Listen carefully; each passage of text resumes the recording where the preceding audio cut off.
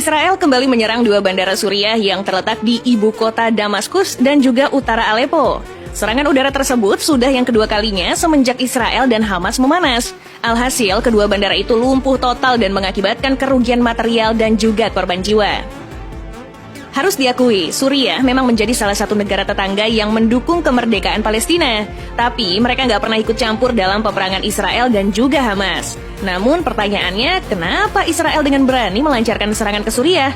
Apa nggak bahaya kalau peperangan ini malah melebar ke Suriah?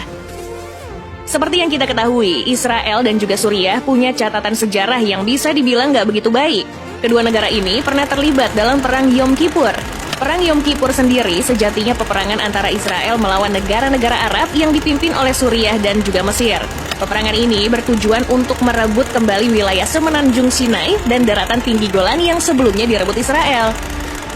Sayangnya, peperangan itu dimenangkan oleh Israel. Karena sadar Suriah dan juga Mesir nggak mampu melawan persenjataan milik Israel, maka Suriah bersama negara-negara Arab mengeluarkan senjata pamungkasnya, yaitu minyak.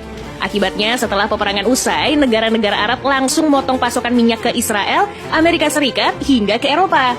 Bahkan, kalaupun negara-negara tersebut memohon untuk membeli, maka mereka akan diberikan harga selangit untuk 1 barel minyaknya. Akibatnya, negara-negara tersebut nggak berkutik gara-gara embargo dari negara-negara Arab. Jadinya, mau nggak mau, Israel harus ngerelain wilayah semenanjung Sinai untuk Mesir.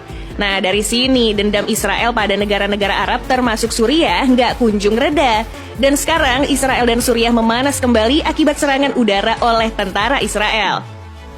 Usut punya usut, serangan yang dilancarkan Israel ke bandara Suriah bertujuan untuk mencegah kedatangan Menteri Luar Negeri Iran ke Suriah. Pasalnya, penyerangan tersebut dilakukan sebelum beberapa menit pesawat yang ditumpangi Menlu Iran mendarat.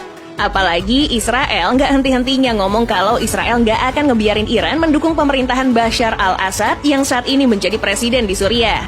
Namun karena tindakannya ini bukan hal mustahil Suriah akan ikut campur dalam peperangan antara Hamas Palestina dan juga Israel. Apalagi negara ini diperkuat dengan 100.000 personel aktif yang bisa dipadukan dengan 50.000 para militer mereka. Dengan begitu, Suriah punya total pasukan sebanyak 150.000 personel. Namun sayangnya, kekuatan militer negara satu ini hanya bertengger di peringkat 64 dunia.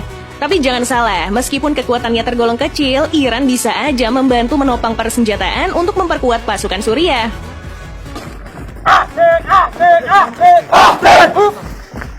Apalagi di matra darat negara ini, Suriah tergolong cukup kuat. Pasalnya, pasukan sebanyak 150.000 personel itu akan diperkuat dengan 669 unit artileri roket bersama 3.225 unit artileri manual dan juga 319 unit artileri otomatis.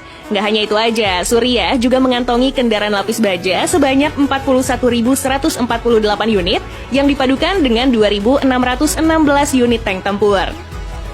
Nah, untuk tank tempur utamanya, Suriah mempercayakannya ke tank T-72 Adra. Sejatinya tank T-72 Adra ini merupakan jiplakan dari tank T-72 dari hasil kerjasama dengan Rusia. Nah, untuk sejarahnya sendiri, tank ini sudah ada sejak tahun 1973 dan masih sering digunakan hingga sekarang. Dan saat ini